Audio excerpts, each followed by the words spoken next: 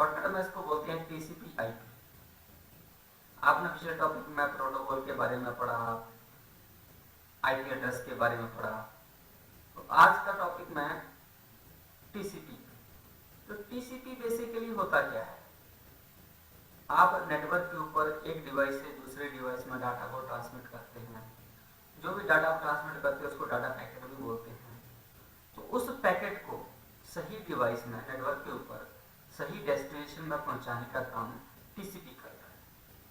अगर आप एक नेटवर्क में बहुत सारा डाटा ट्रांसफर कर रहे हैं तो वहां कोलिजन की समस्या आती है, तो वो फ्लो कंट्रोल का काम भी टीसीपी करता है। उस फ्लो कंट्रोल में कई डाटा को स्टॉप कर दिया जाता है और जो प्रीवियस डाटा है उसको रीसेंड करके आपके डाटा पैकेट में वहां पर कोई प्रॉब्लम ना हो और सही डेस्टिनेशन में पहुंचाने का काम टीसीपी करता है। चलिए इस डेफिनेशन से समझते हैं टीसीपी आईपी क्या होता है। तो TCP IP stands for transmission control protocol and internet protocol. तो टीसीपी आईपी की जो फुल फॉर्म होती है वो ट्रांसमिशन कंट्रोल प्रोटोकॉल और इंटरनेट प्रोटोकॉल इसको कहते हैं। TCP IP is a collection of protocol of rule. TCP IP rule, नियमों और प्रोटोकॉल का कलेक्शन है that govern the way data travel from one machine to another across network. जो network के ऊपर एक मशीन से दूसरे में डाटा ट्रेवल करने के तरीके को कंट्रोल करता है, निर्धारित करता है। TCP is a connection based protocol. TCP जो है वो कनेक्शन आधारित प्रोटोकॉल होता है। Offering error correction and guaranteed delivery of data by what is known as flow control. जो एरर को सुधारने और डाटा को पहुंचाने की गारंटी प्रदान करता है, जिसे आप फ्लो कंट्रोल भी कहते हैं। Flow control determine when the flow of a data stream needs to be stopped. Flow control ये निर्धारित करता है जब किसी डाटा स्ट्रीम के फ्लो को रोकने की आवश्यकता होती है and previously sent data packets should be resent due to problem such as collision. और कोलिजन की स्थिति में, यानी कि टकराव की स्थिति में, पहले से भेजे गए पैकेट को दोबारा से उसको रीसेंड करता है। फॉर एग्जाम्पल, उदाहरण के लिए, thus ensuring complete and accurate delivery of the data.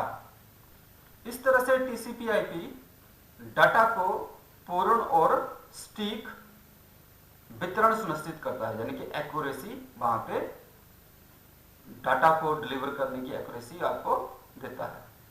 Next है internet protocol of the IP of TCP IP. TCP IP का जो ये वाला पार्ट है, टीसीपी और आईपी, तो आईपी का मतलब है internet protocol, is a connectionless protocol. Connectionless protocol इसको बोलते हैं। Deals only with the network packet routing using the IP datagram at the basic unit of networking information. Network packet routing के साथ IP datagram का उपयोग network सूचना की मूल इकाई के साथ होता है। The IP datagram consist of A header followed by A message.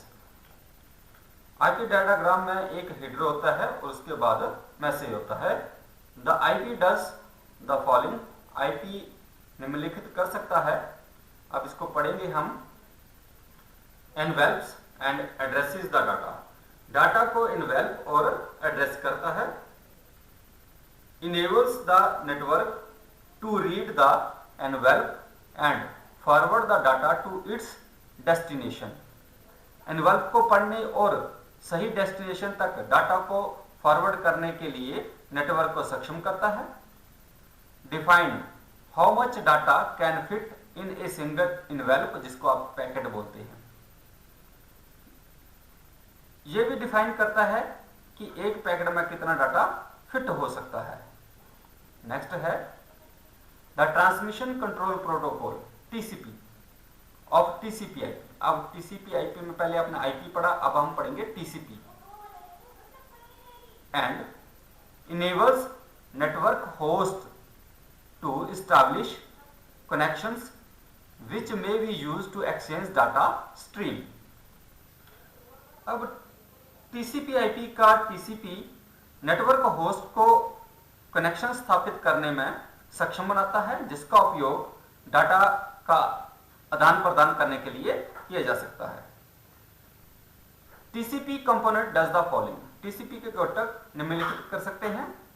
क्या क्या है इसमें?